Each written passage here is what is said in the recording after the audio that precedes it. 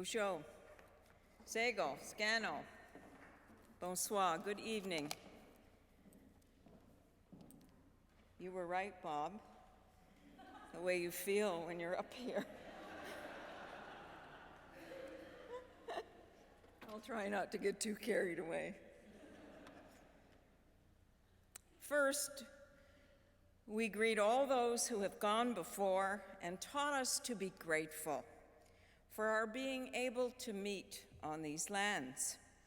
Grateful as we look around this room to see that we are among our brothers and sisters, our grandparents, and with children who are our future. To be grateful that we are in good health and grateful that we are at peace with each other. We recognize that our lives depend upon our relatives, our mother the earth, the trees and springtime flowers, the birds, all creatures, the plants in the air, the clouds, the moon, all related to us and all part of our family. We are grateful at this time for the springtime sun and its warmth, returning new life after a long winter. This is our way of looking at the world in which we live, with all of its beautiful diversity, as the family of which we are a small part. I am humbled and honored to be part of this Toronto United Church Council event. And I am honored also to share the evening with such magnificent performers and with my sister, Dr. Marie Wilson. The Council has demonstrated, and I'm pleased to acknowledge, that it not only preaches its commitment to social justice, but it actively fulfills that commitment month after month and year after year. I accept the honor you have bestowed on me tonight in naming me as recipient of the Heart and Vision Award. I accept it not only in my own name, but in the name of all the people, many of them here, who have been involved in the same daily effort to build a better world and to correct errors of the past. And we together have done some remarkable work. But I also accept the award as a charge. That's what our people say. It's a challenge, a daily reminder to continue on with even renewed effort into the future to confront the existing and new and growing issues which face us and our children. I can tell you, as I think about the future as Indigenous peoples, I feel more hope today and optimism than I have ever felt before. Over the many decades since I got involved in the early 70s with fighting for justice for the James Bay Cree, but I also feel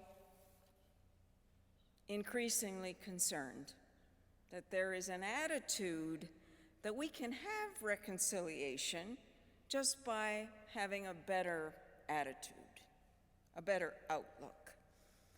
Well, as now Senator Murray Sinclair puts it, reconciliation is centered around a core challenge for Canadian society: developing an aware understanding of the unjust and violent circumstances from which modern Canada has emerged, an awareness of the damage done, with a goal of bringing about a new era that will carry Canada into a new future. That means using our energies, our heads, our hearts to do lots of hard work to make that happen. That is what this honor, the Heart and Vision Award, means to me. If you accept this, Roberta, you're committing yourself to do a lot more work ahead, frankly. So, let's work together. If you're already involved in a social justice cause, more power to you. Carry on and give it all you can. But if you're looking for a way to get involved, of course, I would suggest you get involved in Canada's reconciliation with Indigenous peoples and our reconciliation with Canada. Reconciliation is something which we can make happen. We can move Canada over the threshold into a new era. It is true that there are many needs, so many needs in our communities, urban, rural, and isolated. Health, housing, infrastructure, seniors, incarceration, employment, racism, the list just goes on and on. There is so much institutionalized, discriminatory underfunding and neglect, and it's accumulated over the many generations so that each deficiency has created new and greater needs, one figurative bottomless pit after another. And there is an official culture, often amongst us, of denial that any of this exists. But there is one need that is compelling: education. It is no coincidence to me that education was a major theme in the Truth and Reconciliation Commission's calls to action.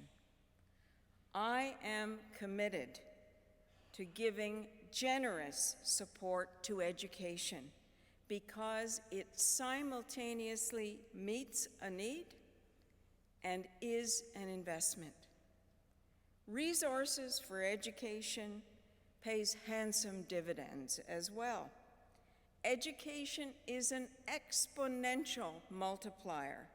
Not only does the recipient enjoy the benefit, but recipients are also able to make a change in the lives of our children and grandchildren. And there are also lateral benefits. Supporting education is a sustainable investment because education empowers people to make their own investment. Even just seeing education in action empowers people. That's what having role models is all about. And people empower communities. Education also builds capacity to do other things, to fix, to build, to heal, to teach, to develop, to create, to lead. Education is an investment that pays back also because it is the main key to releasing the true potential which Indigenous peoples have to offer, not only to our future generations, but also to Canada and to the world. And there is economic payback. The Centre for the Study of Living Standards calculated that if Canada could close the education gap between Indigenous students and Canadian students generally, more than $115 billion would be saved in social, health, and other costs over a short period of time, while at the same time adding more than $401 billion to Canada's GDP. In contrast, what we have is sadly evident across Canada today: inferior schools, compounded by poverty and racism, which have created a situation where currently only 38% of our young people aged 18 to 24 living on reserve have completed high school, compared to 87% for other Canadian youth. Canada simply cannot afford for this costly situation to continue. That's what's attracted me to the role I've taken on these last 11 years. Inspire is a national charity created by and for Indigenous people. We raise millions of dollars every year from individuals, governments, the corporate sector. Why? So that Indigenous people are not denied the opportunity for post-secondary education for the sole reason that they lack the funding.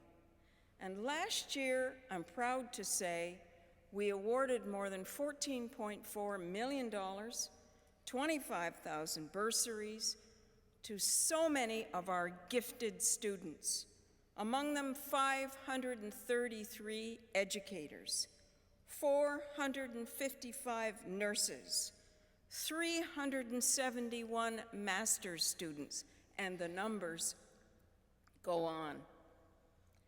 Inspire demonstrates also accountability, not only financially, but also measurable results, where it counts. I'm proud to say that the students we invest in, and many of you invest in, result in 93% of our students who receive bursaries graduating. More than 82% of them, yes. These are the success stories you don't read about. This is our reality. I'm quick to tell you, though, we're only meeting 16% of the need. So these students are graduating, 82% of them are employed, and more than 80% are employed serving their own communities in urban, rural, and remote areas. Well, we realized some time ago that our success in raising funds to provide bursaries was not enough because there weren't enough high school graduates to go on to post-secondary. But we also realized that the roots of this problem arose from the gap between the quality of education that our students are being offered and the quality offered to non-Indigenous students in provincial schools. Then still, another fact of life. Our cultures, our traditions, our languages, which helped us to survive through the centuries, are disappearing like melting snow. Many of you know of the history of residential schools, created so that young children could be taken away from their parents and forbidden to speak their languages in the name of education. When those children became parents, too often they not only had problems that young people have when they've been raised without parents, but they had little experience in knowing that they themselves, what they had to do to be good parents.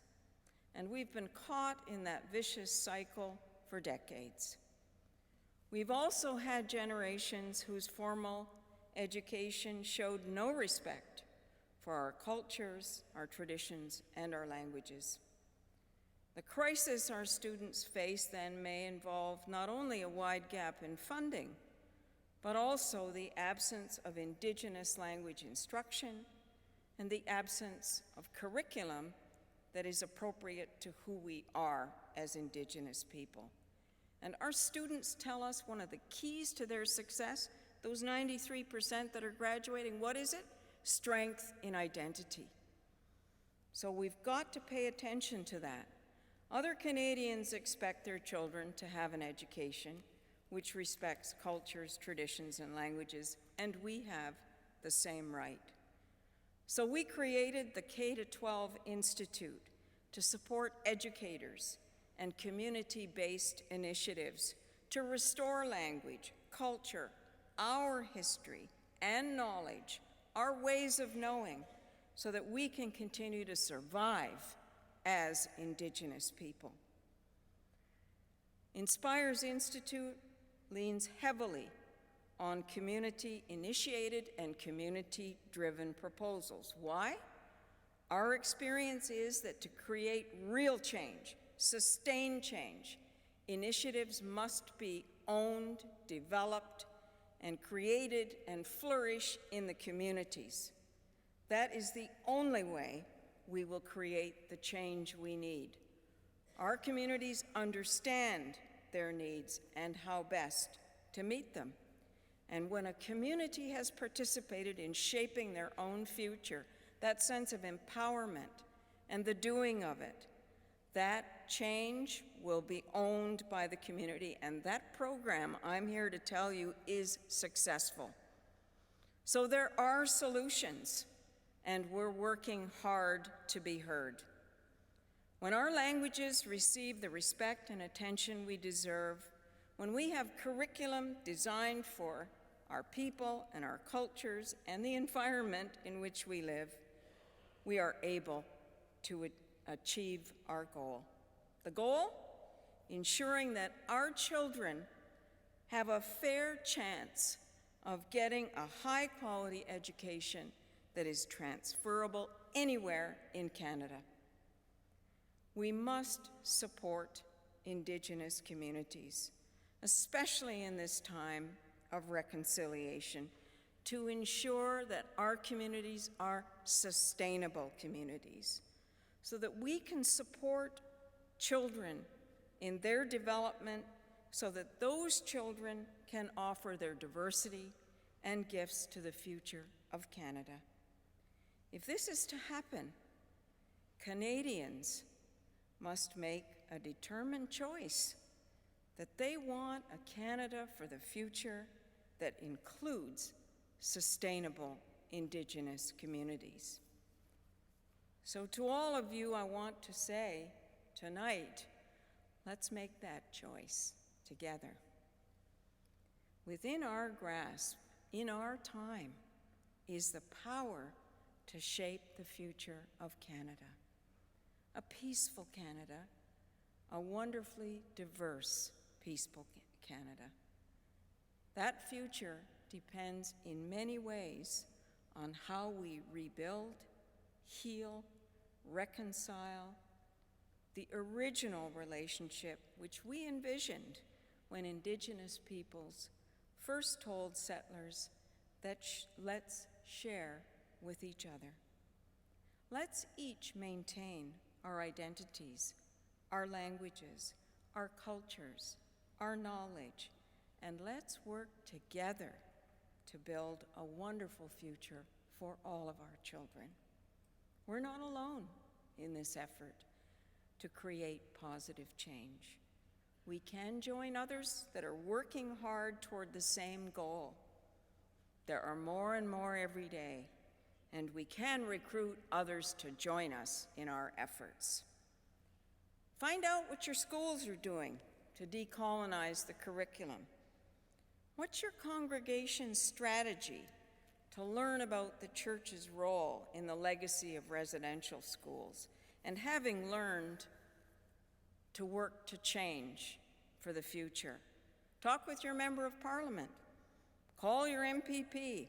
What are they doing to implement the calls to action we have all received? And of course, support organizations working for change. We are so well positioned to create change, first in ourselves and in our communities and in the Canada that surrounds us. I believe Canada can lead the world in creating a country in which First Nations, Inuit, and Métis peoples are able to realize their full potential so that we can at last, and again, make our true rich contribution to the world. I wish you well. I again acknowledge my commitment, which comes with accepting the Heart and Vision Award tonight. We're at a very special time and a welcome time in Canada when we see the new life of springtime coming towards us, when the sun grows stronger day by day, and the beautiful diversity of the natural world of which we are a part inspires our lives. Let's all be inspired tonight, and let's join together to create a positive and wonderful change for Canada. Nyawagoa, thank you for listening to my words. Thank you to, it was wonderful to see you, Grafton, Anton, and your words, and my sister, Brenda McIntyre, and the performers. And I thank my husband for being here tonight, my husband of more than 40 years, who's celebrating his birthday tonight by being here with us. Thank you.